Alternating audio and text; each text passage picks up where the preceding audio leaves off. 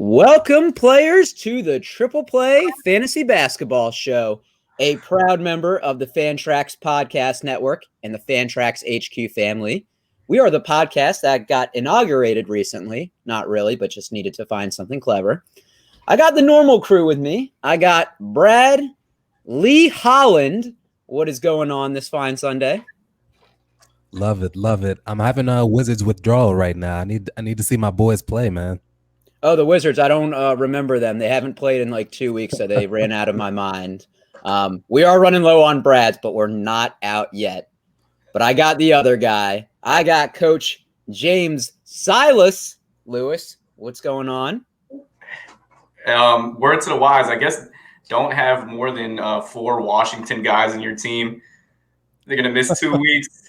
You're going to have 14 less games than your opponent. I'm just saying, the COVID is crazy this year. It makes fantasy basketball a lot hands-on. Like, you got to be on it in the morning and on it before all the games starts, because you don't know who's going to be playing, who's not playing. I'll say this.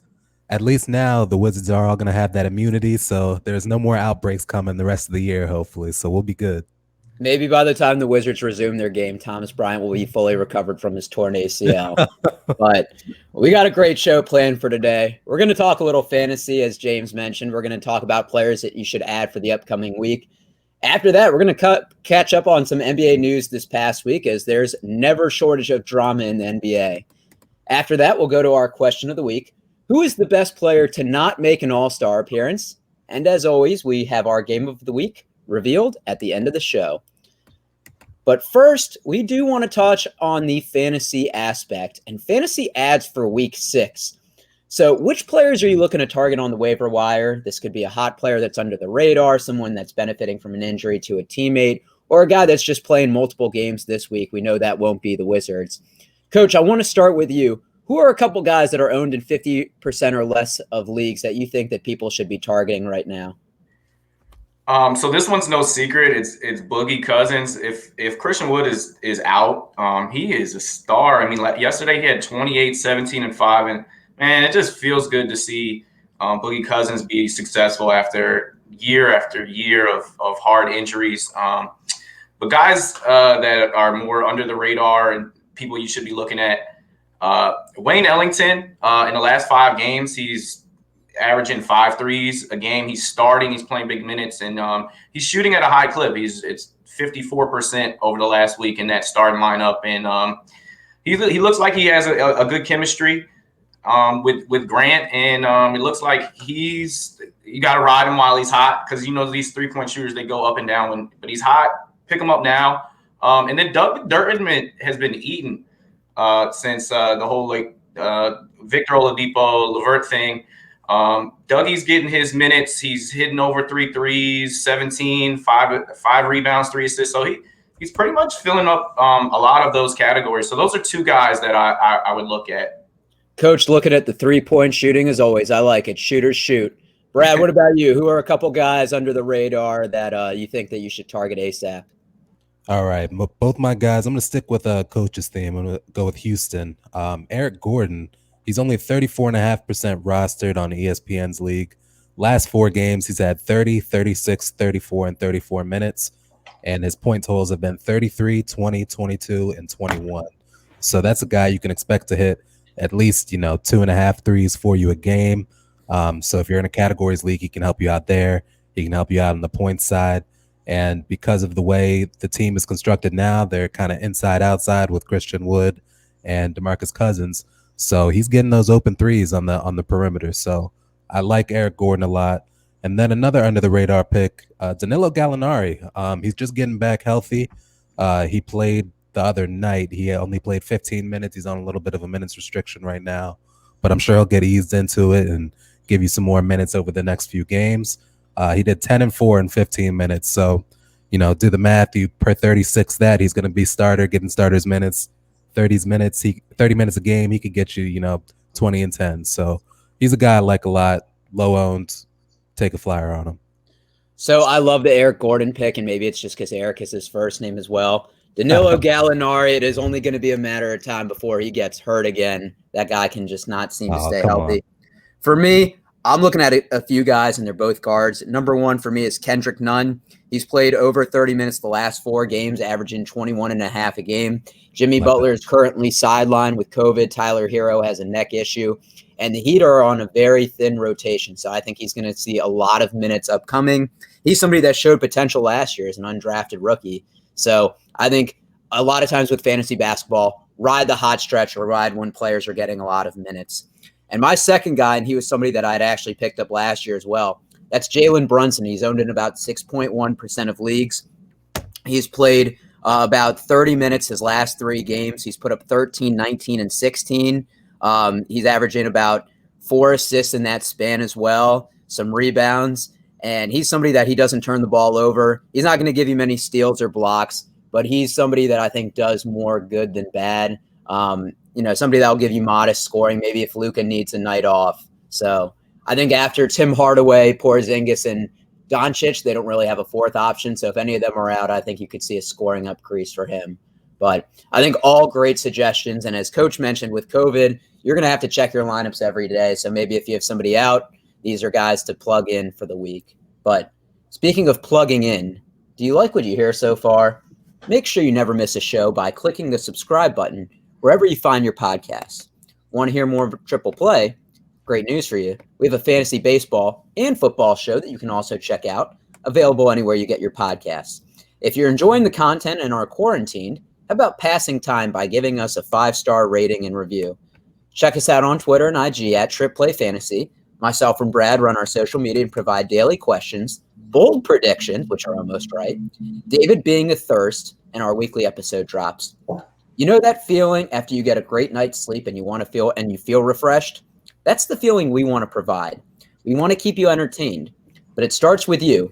Thank you, the loyal players, for your listens each and every week. We are going to talk some more NBA catch-up right after this short break.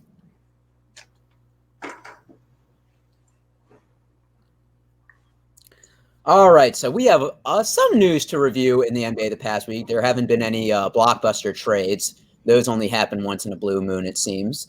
But I want to start off, and Coach inspired me with this segment, so I do want to start with him. And that's the impressive performance of the week. Which player balled out this last week and deserves a shout-out, even though they'll probably likely never hear it on this podcast? Coach, who's your guy? We might have to take 2 rounds on this one. I think the one that sticks out more than anyone else is Colin Sexton, giving some sex education. Welcome to the league, young fella. He hasn't had less than 20 points in any game this season. That's a Cavalier record.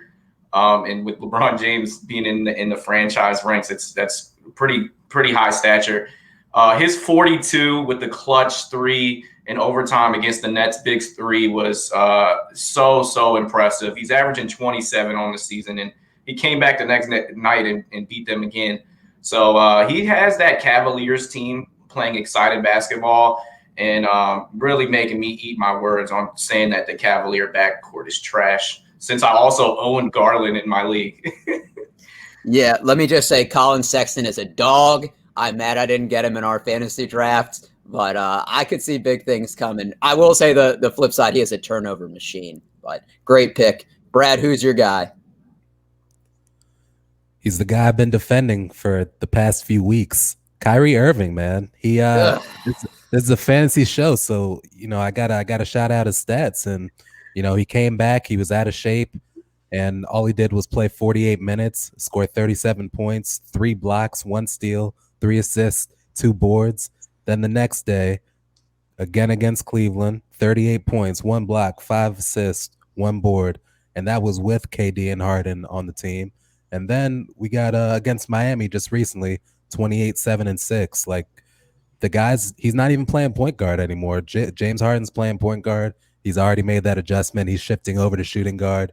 And even with that, he's still putting up the numbers, putting up the stats. He's doing it efficiently. It's not like he's chucking up 30 shots and shooting 30%. Like he shot over 50% in this, 10 for 17 in this most recent game. So I really like what Kyrie's doing. I think, as the continuity goes on and they understand the pecking order and they get more comfortable in their new positions, I think the Nets are really going to start to take off. If we remember that that Heat team. They went 9-9, and people were talking about blowing it up. So I'm not too worried about the slow start. I think they're going to get it together, but Kyrie looked really good. They were in yesterday. What was the most impressive that he had hit a vintage Kyrie clutch, take over the basketball game at the end of the game type of moment. And I think that, I mean, every hoop fan loves to see Kyrie in the clutch do his magic. Absolutely. Sell high on him before he goes MIA again. For me, it's Donovan Mitchell, and the Jazz are on an 8-game winning streak. They've been the hottest team in the NBA. Scored 36 the other night against the Pelicans on the second of a back-to-back. Has just been doing really well. 7 rebounds in 3 straight games. Has been averaging about 5 assists the last 3 games as well, so not just on the scoring end, but also kind of how he owned up to Shaq. Shaq has no problem calling out. He has no problem calling out big men, but now it seems like he's picking on guards.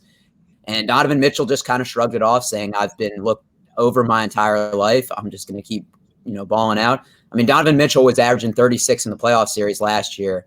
I think he's on the borderline of superstar if he's not already now.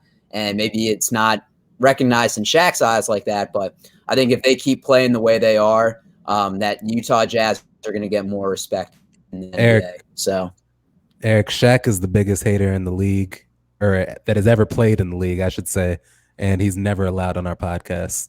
I'm making that known right now. And and to quote Christian Wood, he's a casual. He's a casual. He is a casual. All right, Coach. I did want to. Okay, go ahead.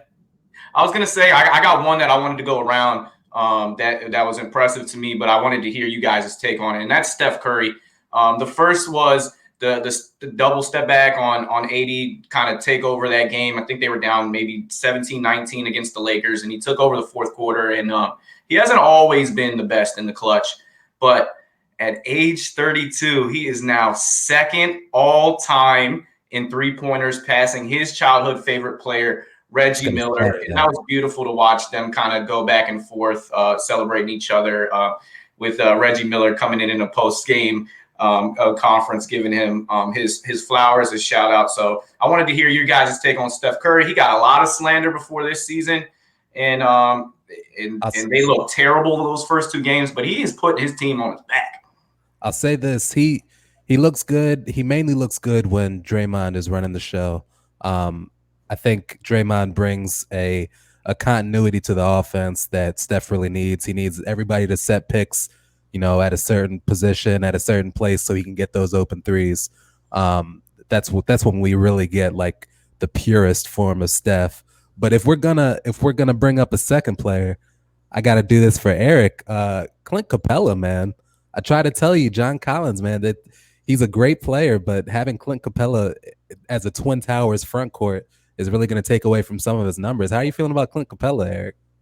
I mean, well, on the John Collins note, right now. on the John Collins note before that, 2 games ago he had 31 and 11 against Detroit. So I'm not saying he's. I mean, Clint Capela is good. I mean, maybe that Twin Towers thing works out. I mean, he's a great rebounder. I know he had 27 and 26, and he has been killing it on the boards. I mean, Atlanta's first in the Southeast Division, so yeah, man. It doesn't seem to be doing anything bad for them. Coach, to touch on that 27-26 game, I actually got his other numbers here. He had 5 blocks in that game. He had a 23-15, a 25-15, a 13, 19, and 10 blocks. He's averaging 22 points, 19 boards, and 5.5 blocks. That's winning you at least 2 categories for the week. It's safe to say Atlanta isn't re-signing John Collins, but they're going to make it work at least for this year. Coach, to touch on your Steph Curry point, I mean, he's the greatest shooter of all time. It's only going to be a matter of time before he passes Ray Allen. I think you can never put him in the best of all time category because of his build. He's slight. It's hard for guards to be that dominant because people can body them. You can switch a big man on them, have longer wingspan, so it's more difficult for them to get their shot unless they're getting those screens or being set up like Brad talks about. Coach, I did want to ask. So Brad said no to Shaq. I respect that will be the one guy we do not have on. I'm giving you one person that if you don't want to have on, we won't. The floor is yours. I'm not prepared for that. And Shaq can come on. Shaq can come on any time No haters. No, he Okay, can't. I don't even want the boost, listeners. Coach, I'm going to come back to you at the end of the show, and I'm going to ask who's the guy you don't want on our pod. But let's go to the next topic and talk a little bit about COVID because, of course, it's something we can't run away from. The Wizards have missed 7 straight games. The Grizzlies are set to miss their next 3 games. So not only does this impact these teams, but the scheduling of their opponents. The NBA built in a little leeway to expect these postponed games. And the goal was to finish the season by the Olympics, which start July 23rd, which is basically 6 months from now. So my question for you guys, should the NBA shut it down for now, or should they focus on the season rather than the Olympics? I mean, time is ticking. So, Brad, I want to start with you. What do you think is the best solution? Yeah, I think the should question is a little bit too far gone. I think the should we be playing basketball in a pandemic is probably a no. But the answer is that, they're going to play because both the NBA for, sponsorship dollars and television money, they need to play. And the players want to get paid too. Like you can't just get paid and not play. So I think it's fair to say they all want to play and they're all going to play. It's kind of what we thought going into the season, that it was going to be a lot like baseball where they had postponements. They, sprinkle in a little bit of outbreak here and there on some teams. But eventually we'll get through it just like baseball got through it. And I'm not too worried that the season will go on as planned. But if I could just fearmonger a little bit, what does worry me is that if this new strain of the virus is more contagious and maybe it spreads through, services, or, it goes through masks more efficiently than they were before, or the previous strain was working against masks, or maybe the vaccine isn't as effective against the new strain. All those kind of things could kind of throw a wrench in this whole situation. But as things stand now, I think we'll probably definitely get through the season. Yeah, and it's something where we're playing it by ear. Once again, I mean, the pandemic seems normal to us, but then we realize this is extreme circumstances, and sports, they want to go on because the money is there, but there is no solution. A lot of leagues are still playing this by ear. Coach, what are your thoughts? So, the Wizards haven't played in 14 days, 7 games. How are you going to make up those games in the schedule? Russell's already not playing back-to-backs. They're already 2-9. So, I mean, it's crazy, but to think that a season 10 games in is a wash, but it's already looking that way. So I would think about, are they going to overplay them? And, how are they going to schedule that? I got to look more deeper into that. I think they've always prioritized the season and getting through it in Olympics. If they have to throw out college guys, they'll sacrifice a year to get things back in order. They're clearly not looking at holding out or stopping for a couple of weeks. Although if another outbreak like the Wizards situation happens, I think the 2 teams have a deal like that. They really should think about stopping it for a week or 2. But like Brad pointed out, I don't think that's going to happen. Another idea that they've thrown out is maybe add another flex spots where they're not really with the team, and then you can fill that 7-8 roster, or the 8 minimum players that you need to play. But of course, that taints teams. I mean, we saw the Boston Celtics go from 1st in the East to 4th because Jason Tatum got COVID, and the Philly really took advantage of that with Jalen Brown balling out. But I think one thing that stood out to me in the past week was the PSA of players getting vaccinated.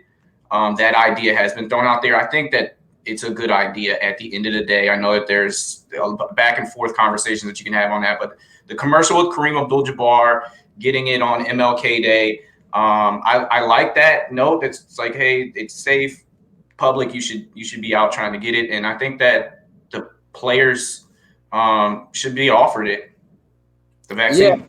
Yeah, and great points on both your guys's, and especially kind of tying in the vaccine because hopefully that makes the season run a little more efficiently. I think if you're the NBA, you don't think so?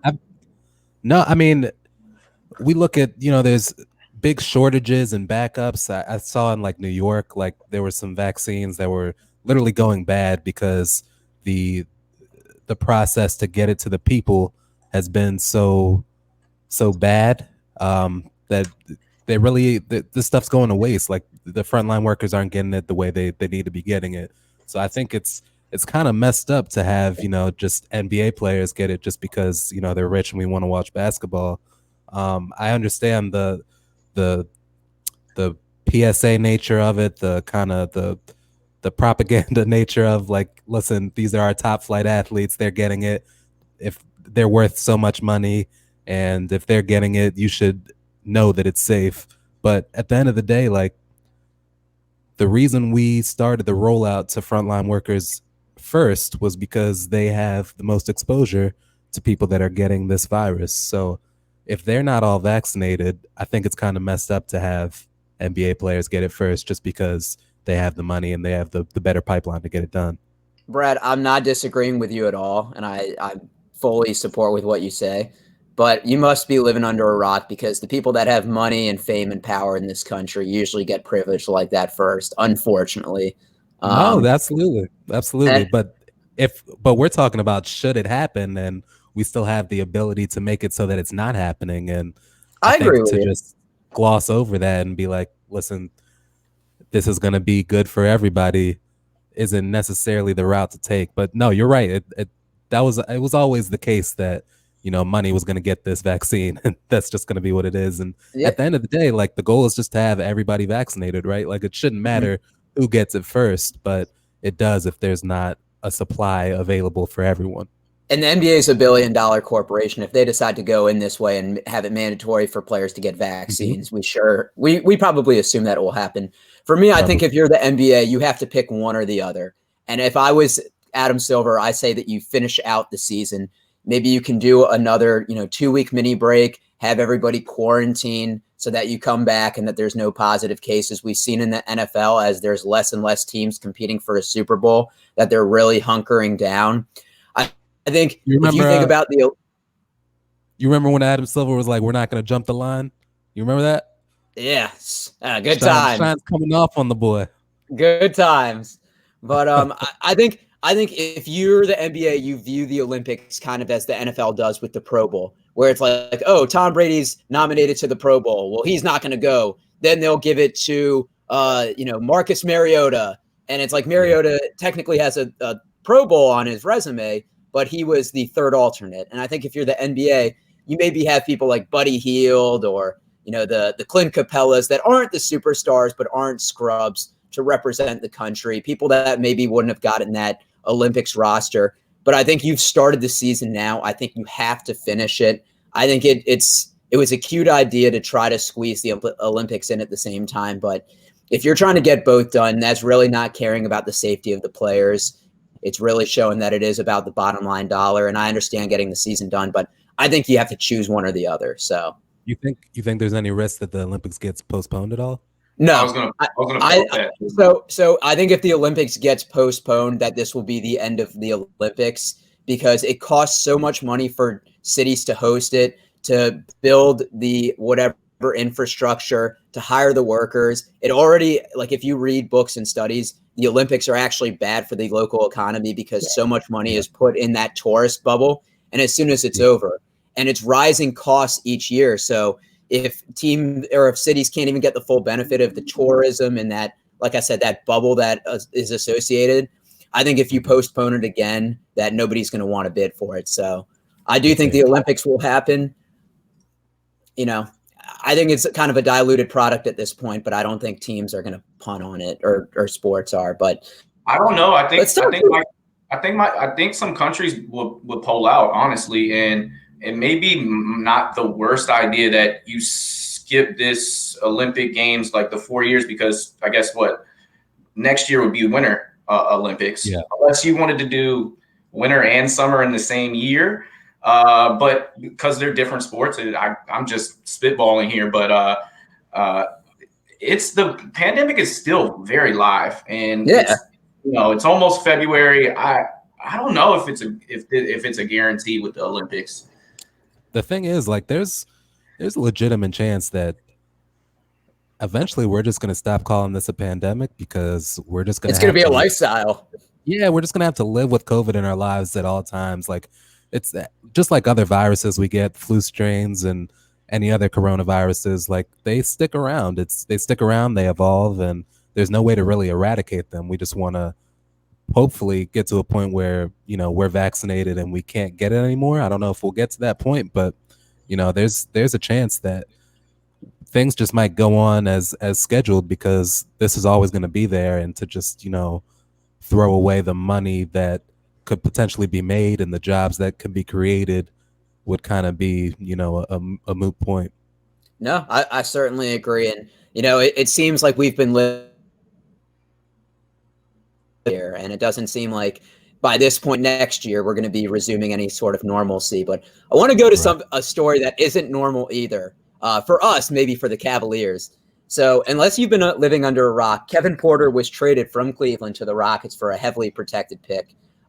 This was after the 2019 first-round pick reportedly had a screaming match with team officials last week. Porter was upset that his locker had been moved to an auxiliary area after his old locker was given to Taurean Prince, who arrived in the Houston trade. Apparently, he threw food as well, which is, I was saying, a little uncommon, as J.R. Smith did that, throwing soup at Damon Jones last year. So, Coach, I want to start with you. How would you have handled this situation if you were the Cavaliers? Like they did. So, a little background. Watching Kevin Porter Jr. on Chris Brinkley's show, Declared, on ESPN Plus, or he's training college prospects that are going into the NBA. You get to know Kevin a little bit better, and obviously he's had a troubled childhood. He had to deal with his father being murdered at a young age. He's a walking, talented red flag, and based on his track record, most recently in November, he got pulled over, and he had a loaded handgun and marijuana in the vehicle. He still has to deal with that. And yes, he might be a little misunderstood, but I'm looking for strong character and more maturity in a young player if I already have a young team in place like Cleveland does. So we aren't going to sit here and babysit or have internal issues like this one. I mean, he had already been missing games for personal time. So if I'm the Rockets, I'll send a second-round flyer to get him because of his ability to isolate. His score one-on-one is exceptional for his age. And man, does he look the part when he's rolling. He did average 10 points a game last year. Hopefully, as a rookie, John Wall and Boogie Cousins can put him under their wing. They were both misunderstood as young men, and hopefully a new situation will help his future because, I mean, the kid is uber talented.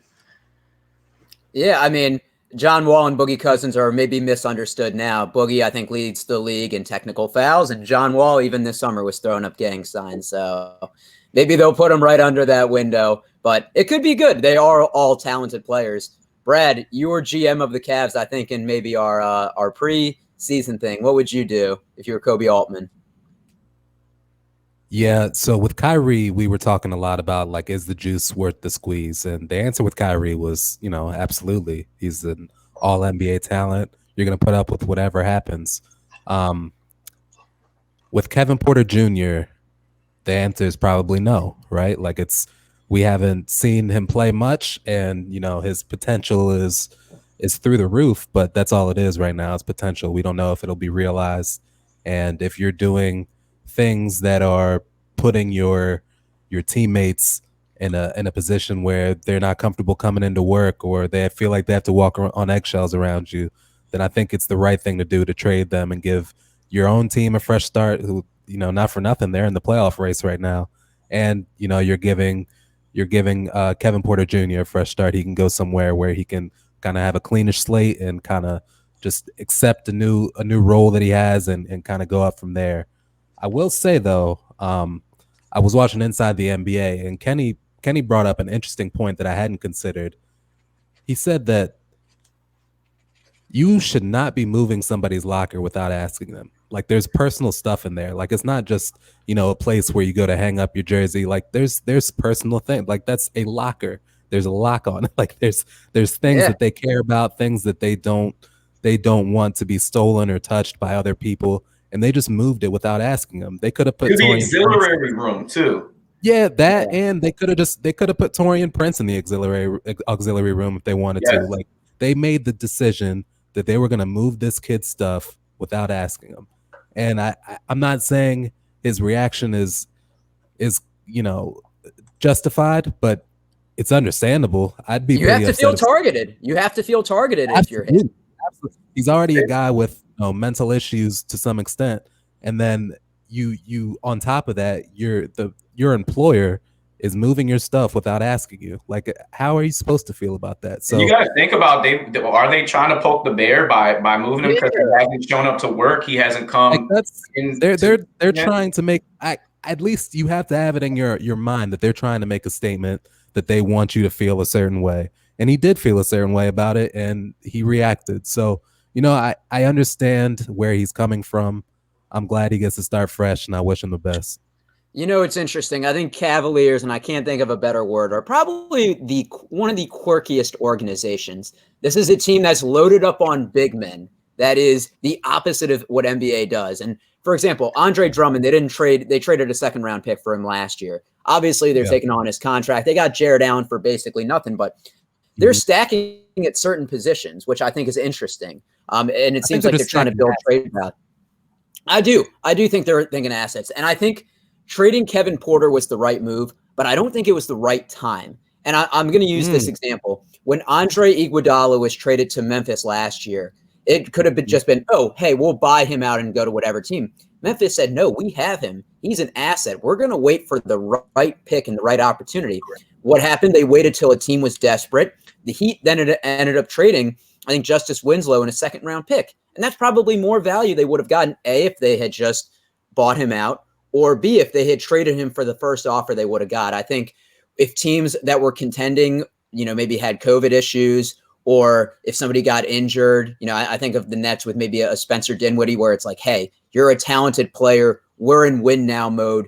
We already traded away a bunch of picks. We'll give you 2 second-round picks. I think if you're the Cavaliers, you just spent your first-round pick on him last year. He is a talented player. Obviously, the mental issues are there. But teams were interested. So I think if you had held him a little bit longer when there was scarcity value for names on the market, I think you could have gotten a little bit more. But at least you did get something.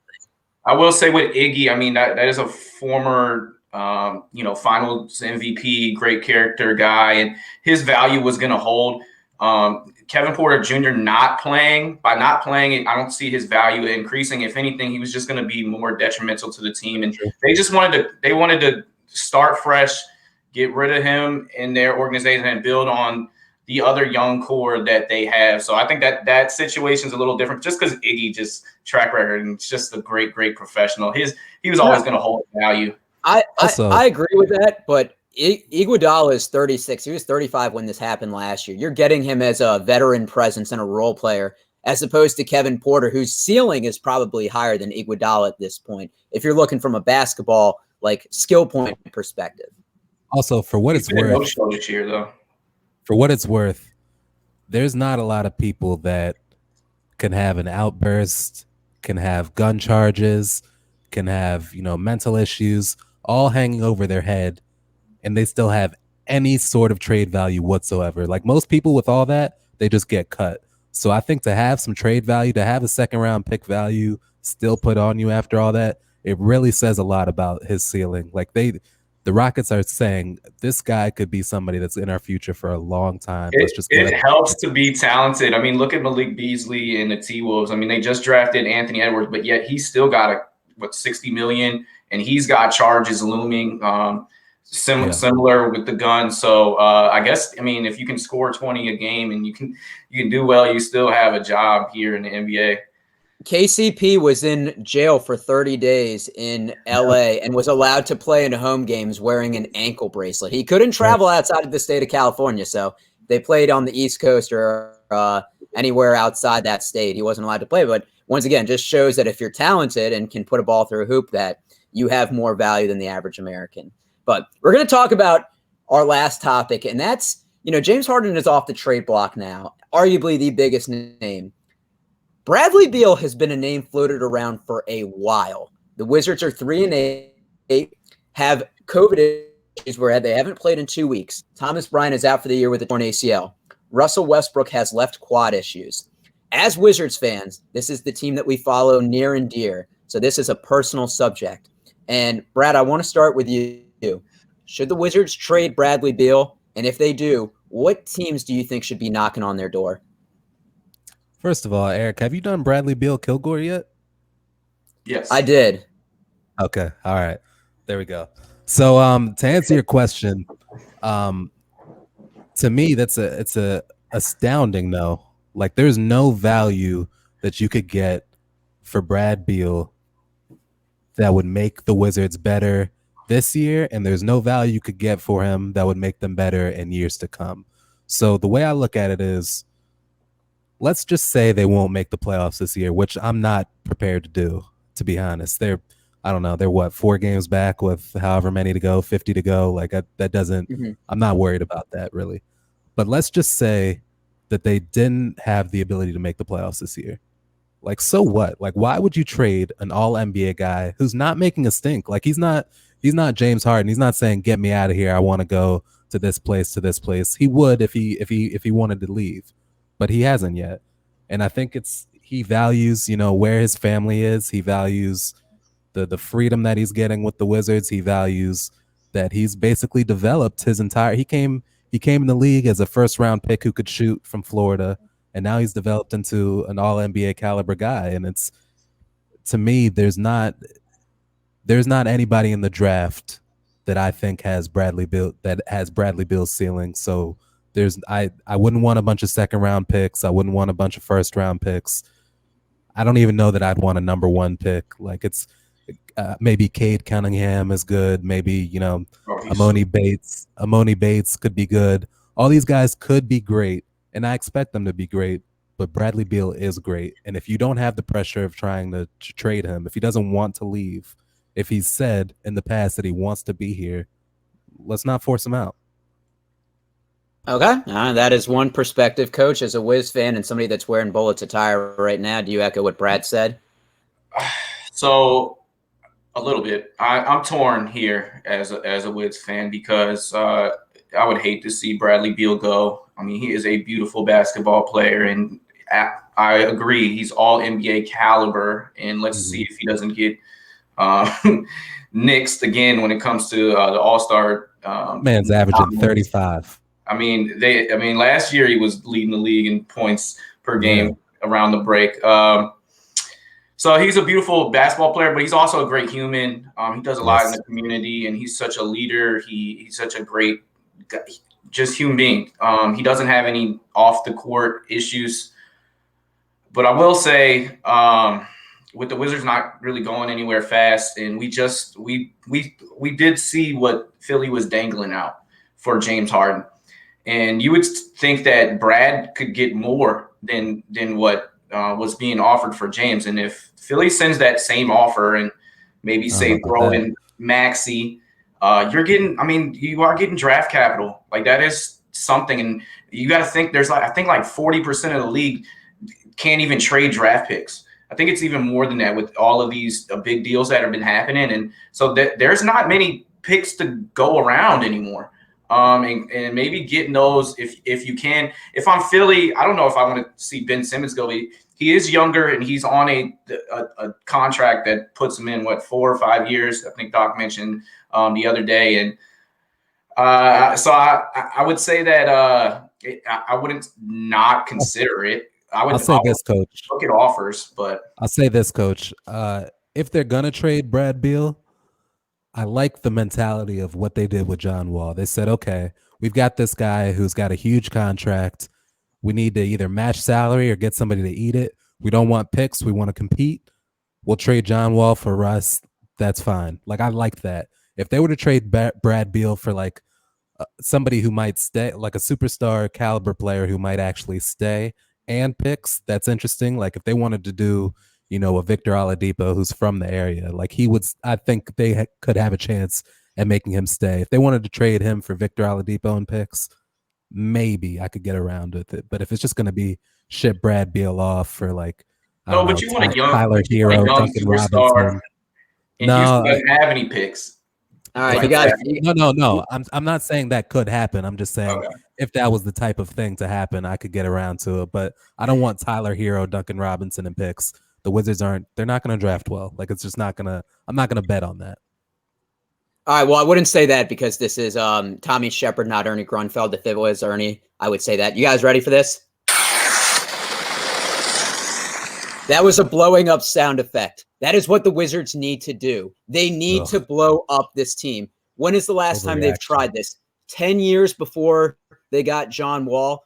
This team has hit its peak. They've tried trading Wall for Westbrook. Even before he got hurt, it didn't look good.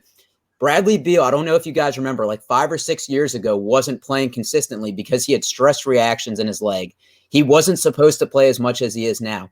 This is where his trade value is highest. The Wizards aren't going anywhere. Their ceiling is like maybe they win in like LA. They have a feel-good win, and then they lose by 20 points at the Hornets at home.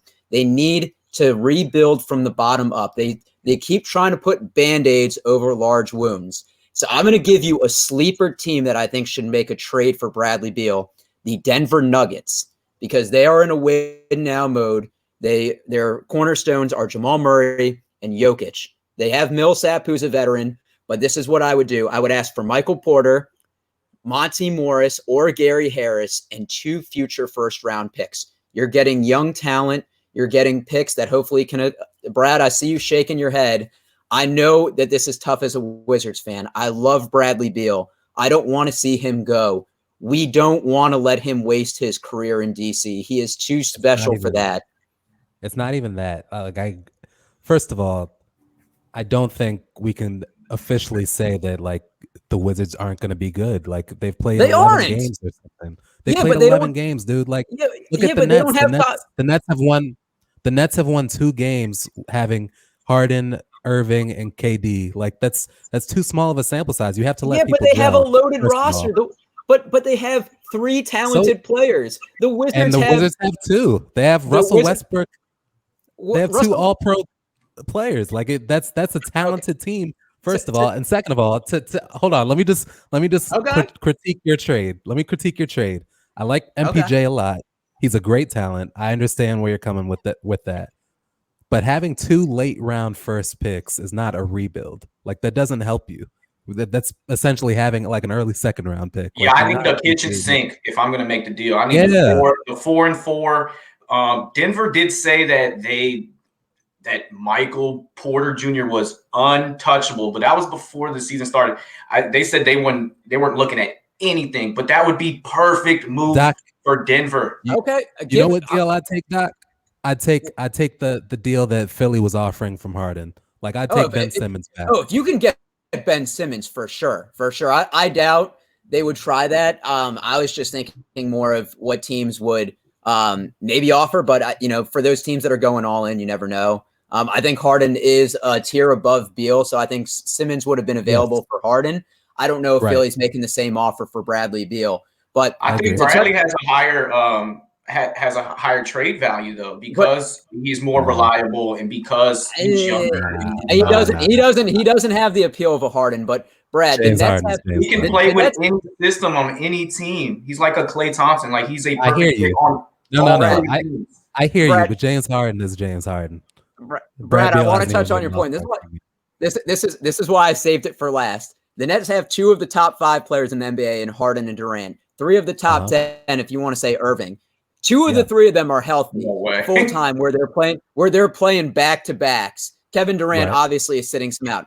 The Wizards have Bradley Beal, Russell Westbrook, who already is injured and has been injury prone the past couple of years, and you have Thomas Bryant with a torn ACL. I hear you. Listen, I'm not saying you're wrong to blow it up. I'm just saying if you're choosing to blow it up and you get back 2 first round picks and MPJ, that's not what you want to do. Like that's not fulfilling your need of rebuilding. Okay. If you can get the 4 swaps, like hell yeah. Like I'm just saying they need to trade Bradley Beal. This is where his value is highest. The Wizards aren't going anywhere. I hate being in the middle or a below 500 team with some promise. Do right with for his career and give him a chance to win. Let me ask you this, E. All right, so we've seen in this league, it really only takes a single player to turn your whole fortunes around. Instead of blowing it up, why don't we try to blow it up and try to get like one more superstar? Like, why can't We've we do already that? done that. We've already done that. We give up assets to do that. The Wizards, for the past 10 years, have thought they're one. We can give up. We can give up Rui. We can give up Thomas Bryant. We can give up. I am tired. We can give up Jordan Bell. We can give We up are picks. not. We are not one player away. That's the biggest mistake that the Wizards have done for the past 10 years. Trading a first round pick for Bogdan Bogdanovic and having him leave, and then that pick be Jarrett Allen, was a move where we thought we were one pick or one player away. We got bounced in the first round of the playoffs that year. So you'd rather suffer for like 5 years to maybe have a good team. Yes. When you already have Russell Westbrook and Bradley Beal. Yes. That seems ridiculous to me. Okay. Well, the Wizards did that with Markieff Morris. They sent out first round pick, and then in the Steph Curry draft, they trade their they traded their first round pick for Randy Foye and Mike Miller, and it didn't work. This is like telling the Sixers to blow it up because they don't have a championship team. Like they have two superstars. And they should blow it up because they can't. They're like sitting up like first in the East though. Like they're no. Yeah, Brad, the Wizards have never been first in the East after like the first 3 days of the season. No. I'm saying you're playing the result right now. Like you're saying because they're 3-8 or whatever that they are not good. And I'm saying you have to play if you're looking at building a team, you have to look at the talent you have. There aren't many teams that can compete with having Russell Westbrook and Bradley Beal. Like those are players that both people would love to have. So I'm going to touch on this one last point because then we'll transition to our question and game of the week. Russell Westbrook is an exciting player to watch. What have his teams done with postseason success? He's won one series since KD left the Thunder, and that was with the Rockets last year. So entertaining or top player or not, he has not been a results-driven player. He's an all NBA player. That's that. He is exciting to watch. But history shows that he is not a winning player. Basketball is a team sport. There are no winning players. There's winning teams, and he hasn't been as much as I hate LeBron. He's a winning player. Lastly, before we transition, there's like one player that's a winning player, and it's LeBron. Yes, but everybody look at Steph Curry. Is Steph Curry shit because he had a terrible team last year? No, he's Steph Curry. An all NBA talent is an all NBA talent. Regardless, Steph Curry also has 3 rings. The Wizards haven't made it to the conference finals. Yeah, he had 3 rings with Klay Thompson and Draymond Green, and when he didn't have those guys last year, they were terrible. And when Russell Westbrook was on a team all by himself, he brought them to the playoffs. Like Russell Westbrook's an incredible player, and the Wizards are choosing to not have him play back-to-backs. He's not like that's their choice for maintenance. He's not, he doesn't need that to survive in the NBA. Like that's just what they're choosing to do. I think having Russell Westbrook and Bradley Beal is something you build around, not something you blow up. Brad, as a Wizards fan, I'm glad you're not GM of the team. Coach, one last quick point from you before we transition. Yeah, my take on your trade off the Michael Porter Jr. If you're the Wizards, I mean, it is intriguing. He does have all-star potential. He fits, and if you get a bunch of picks, and then on the other end, Denver, they're like one piece away, like with Jokic and Murray, and especially the way he played in the playoffs. If you have Brad next to that is so dangerous. Push the envelope. Denver's doing that in a heartbeat. Open it up, send all the picks, and because you still like at the end of the day, you'll have Murray, Jokic, and Beal for the next 5 years, and I mean that puts you in a top 5, top 6 team in the NBA. Eric and Coach, before we move on, let me ask you this. Let's say you trade Brad Beal, you blow it up. Who do you want to draft? Who rebuilds? Like, because I'm betting you don't even have like a player in mind. You just want the picks. Oh yeah, I think Chet Holmgren. None of those players will be available with the picks that you mentioned. But who's to say that you don't stack picks and then move up in the draft? Do you think that Oklahoma City is going to? Do you think Oklahoma City is going to use all of their 20 first-round picks in the next 6 years? Or do you think that they're going to use capital? No, but they're not going to be able to trade into a top 3 pick. Like thing is, we have our picks. Our picks are going to be a top 5 pick, though. So, like the Wizards are already in there. They're 2-9. I mean, look at someone like Cole Anthony. Cole Anthony is doing well this year. Wasn't a top 3 pick. I think you want to trade Brad Beal for Cole Anthony. No, I'm just just saying, if you're the Wizards, at least rebuild. Stop being in the middle of 500. But we'll see what they do. The trade deadline's a couple months away. Bradley Beal is probably the biggest name on the market, so maybe he'll get moved, and we'll pick up this conversation another day. We are going to transition to our question of the week, sponsored by Shady Rays.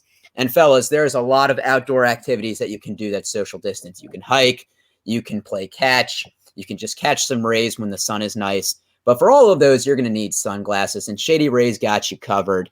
They're stylish. They're going to replace them if something gets happened to them. So get yourself a pair. Go to shadyrays.com. Use the code TRIPLEPLAY for 25% off your entire order. That is 25% off. Once again, in this pandemic, you got to save as much money as you can.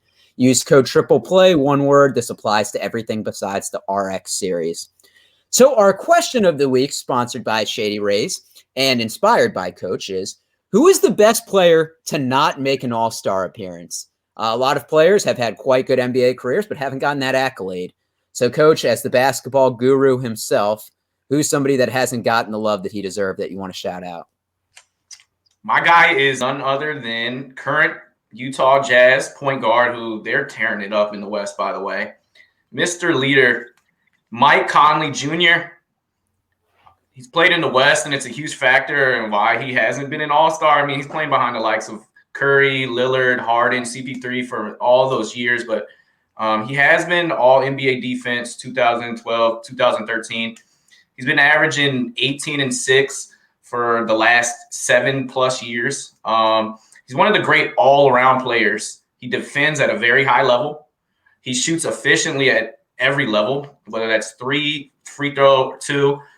He has one of the best floater games the league has seen.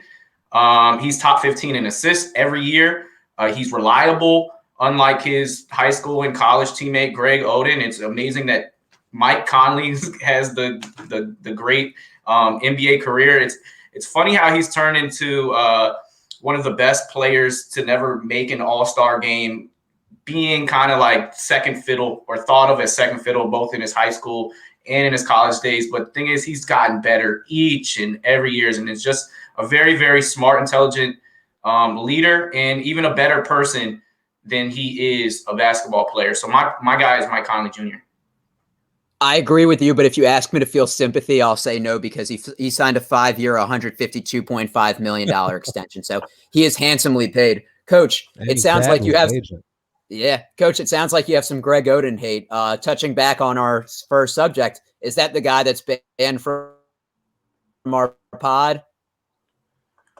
No, I feel bad for Greg, honestly. All right.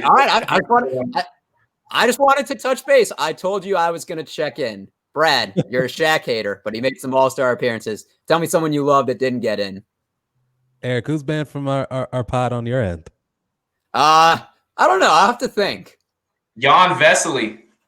Yeah. I think Jan Vesely. Yeah. Okay. Jan Vesely.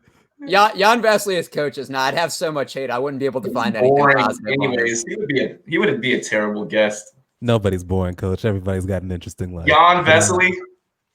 All right, Brad. Brad, is that your guy, Jan Vesely, to not make an all-star game? No. No. All right. So I went back a little bit. I picked Lamar Odom. So that's a good one. He was almost mine. That's a great pick. So from his rookie year through 2008, he averaged 16, 9, and 4 with a steal and a block. So Kevin Garnett and Chris Webber were the only other players to sustain those benchmarks over time, and they had their share of all-star games. He was way ahead of the curve with being positionless, but I think being grouped into the bigs kind of stopped him from making a team. So he's my guy. He had the handle. He had the three-point touch. He was just an ultimate glue guy. I think he's one of the best players to play the game low-key, and I wish he had made an all-star game. No, great pick. And his tolerance for drugs is amazing.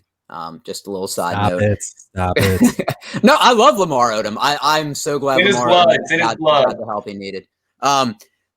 So honorable shout out to Jamal Crawford, who has the most career points without being an all-star, 19,419. I think he's had a long career, maybe not any superstar all-star seasons.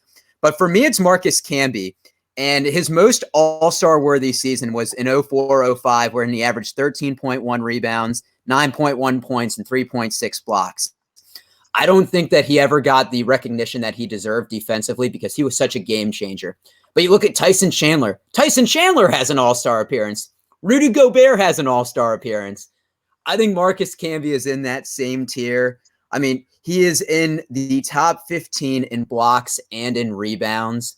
And I think he could have scored more if he wanted. I think he was just a very unselfish player. And I don't think he had that. I don't think, we look at someone like Ben Wallace. Ben Wallace was a multi-time all-star. But for Marcus Camby to not get it once, I think maybe it's just because he didn't have that ego where he's pouting about it. But he's somebody that should have been named one, at least in my opinion. He's somebody I looked up and I was shocked to see that they didn't make it. So that's a great pick. I had both of you guys' pick, but since we did an honorable mention of Jay Cross, of Jamal Crawford, other names that you're like, they didn't make an all-star game. We already mentioned Rudy Gay on the pod before, but Rod Strickland was a beautiful player. Yes, Mike Bibby, Jason Terry, Monte Ellis, Ron Harper, Andre Miller, and the last one, Serge Ibaka's never made one. Yeah, Serge Ibaka, that was a little. Yeah, that was a little bit of the falling cliff for me. You had me at that first, but if any of you guys, if also, any of you, Rod Strickland, an all-time NBA 2K player. Yeah, nasty YouTube highlight. If any of you players are listening, you might have not been all-stars in the NBA, but you're all-stars in our eyes. So that's what really counts, except for Shaq. But we will transition to our game of the week. And Coach James is hosting it. Coach, what are we playing today? What a beautiful transition, Brad, talking about Rod Strickland's 2K skills. I mean, he doesn't miss in the paint. You can't steal it from him, and he steals everything. Yes, so for all my 2K heads, I've personally been playing NBA 2K since it existed on the Dreamcast, so that's 21 plus years. This is NBA 2K. Hit us with the sponsorship. What was that, Brad? Sega needs to hit us with the sponsorship. I know, no free ads. So this is an NBA 2K ratings scale to 100. So for our reference and people playing at home, LeBron James is rated 97. He's the highest rated player in the game. Steph Curry is a 95. Carmelo Anthony is a 79. So that's kind of going to give us a reference for players. And this is obviously the current 2K21. So the way it'll work is if you get it spot on, you get 2. And if you're the closest, you get 1. And this isn't an over-under thing. So if, say, Carmelo, Brad said 80, Doc, you said 78, you both would get a point or you both would get no point because you'd be the same close. All right. Love it. How many we got? I got 10. All right. Let's do it. So we'll see how it goes. And since we don't have to name 6 different teams, I think that we'll fly right through this thing. All right, number 1. All right, Eric. We'll start with Brad. You saw you didn't win. Looks like you did. We'll start with Brad and E, and then alternate. And then if I mess that up, just let me know. All right, Brad. Our first guy is, we talked about him earlier, Colin Sexton. I'm gonna go 79 on Colin Sexton. Wait, Coach, is this with the updates or preseason? This is current ratings. From the website of 2K. So all right, I'm going 84. 2 for E, spot on. He's rated. Oh, and the game. It's over. All right, Eric, Blake Griffin, who can't stay on the court. Surprise, surprise. I'm gonna go 80. I'm gonna go 82. 2 for Eric. He's rated 80. Oh my gosh! End the game. All right, crazy. All right. I'm buying a lottery ticket today. I'm placing I am placing so many NFL bets after this. Domantas Sabonis. Ah, my guy. I'm gonna go 91. I'm gonna go 86. No, another 2 for E. No. Are you serious? No. There's no way. We gotta keep rolling with this one. All right, Eric, Luka Doncic. Luka. Oh gosh, Luka's a 92. I'm gonna go 94. Eric, I don't know what's wrong. You're terrible. He's a 93. Oof. I was thinking about saying I was thinking about saying 93 actually. But I felt like the pressure got to you. You're like, I'm gonna roll. I can't mess this up. Eric's locked in, man. All right. Christian Wood, Brad. I used to be a 2K head. Good. I'm gonna go 81 on Christian Wood. That's a good one. I'm gonna say Christian Wood is 82. Another 2 for E. Oh yes! This is absurd. We gotta keep rolling with this because he's only been one off. All right. Brandon Ingram, Doc. Brandon Ingram. Oh, this is tough. I'm gonna say Brandon Ingram is 87. That's literally what I was gonna say. So now I'm gonna say 85. All right, split it again. He's an 86. 86. All right. Next up, Tyler Hero. Whew. 80 on the button. 79. All right, we got one for Brad. He's an 82. Wow, Okay, that's there we go. way too high for him. Well, he did drop 37 in the Eastern Conference Finals. All right. One game. Yeah, but he was solid that whole stint. Trae Young. Who's that? Eric? I think it is Eric. Trae Young is a 90. Did I just hear some typing, Eric? I'm typing my answers on here because I don't have paper in front of me. I'm gonna go 92 for Trae. Oh, that's 2 for Brad. He is a. Actually, I'm sorry. Oh man, see, I was looking at someone else. He's an 87. That's another one for E. Maybe we should. Let's give Ronnie 2K a call, man. Trae Young needs to be bumped up a little bit. He deserves to be higher, but I was like, Trae Young is getting slander, so 90 is like low, but apparently that's high. I'll tell you what, I don't know if I've been ever so wrong about a player than I was about Trae Young. I did not think he could do what he's doing now. My brother did the same thing. He said he is a complete bust. I was like, no, be patient with this kid. He's unbelievable. To be honest, if Atlanta didn't build their system around Trae Young, like that offense is tailored to him. I don't think he's a player you can plug into an offense. I think you need to have that offense run around him. But DeAndre Ayton, I will say, is an 80, 85. I'm gonna say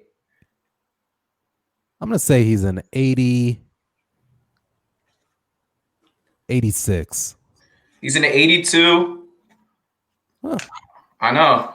Well, if you base, I thought after his past 3 games he'd be up there, but nah. There you go. All right. What about LaMelo Ball, Doc's favorite player? I mean, he's just was raving about this kid. Oh, he's gonna be a complete bust. All right, Brad goes first. I'm gonna go. I'll tell you, he'll eventually be a 94, but right now he's probably a 79. Hey, I'm writing that down too. 94.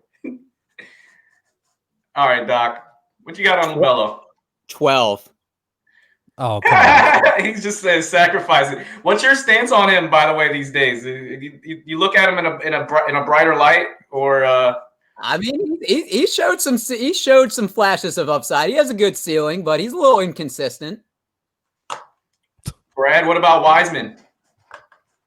Wiseman turned me, man. He's gonna be great. I was hesitant on him for the many reasons I've stated on many different pods that we've had, but he showed me a lot. He's a very versatile player.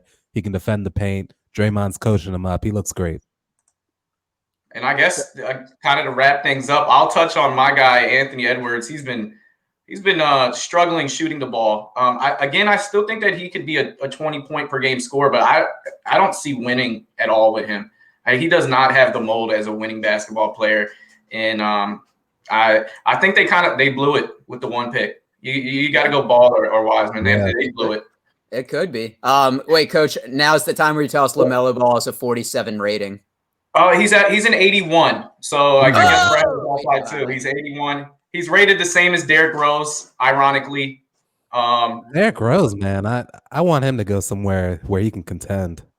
Yeah, and the bench thing, he's not his trade value is like, I don't know. He belongs on a contending team because we haven't seen him do any work in the playoffs since his Bulls days.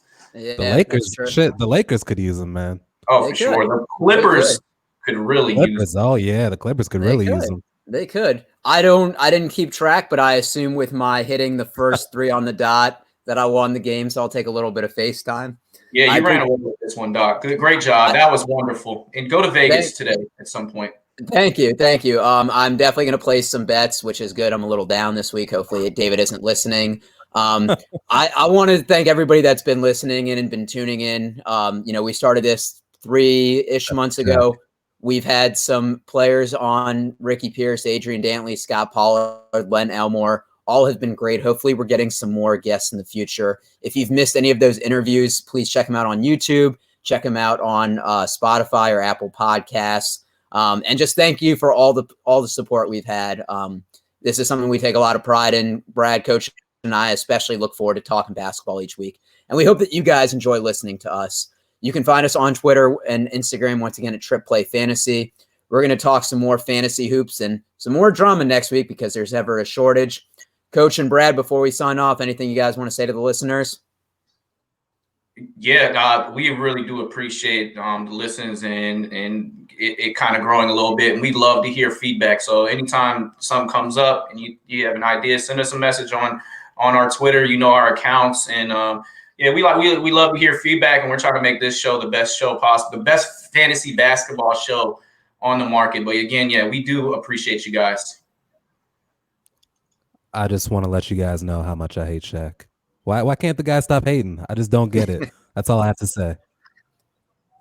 All right. Well, next thing for me to do before I buy all these lottery tickets is write to Shaq and ask him to be on our podcast. Have him and Brad debate. But we will catch everyone next week. Remember, everyone stay safe. Enjoy the NFL playoffs. Wear a mask and